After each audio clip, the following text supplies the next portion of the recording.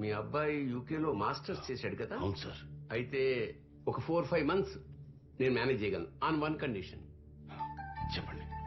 ఈ 4-5 నెలలు విక్రమ్, సుభద్ర, అనురాగ్, శాంతి వాళ్ళ ఇంట్లో ఉంటూ పిల్లాన్ని జాగ్రత్తగా చూసుకోవాలి.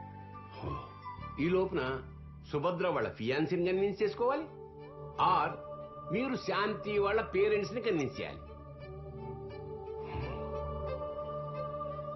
నేను చూసుకోవాలా? అవునరా, నువ్వే చూసుకోవాలి.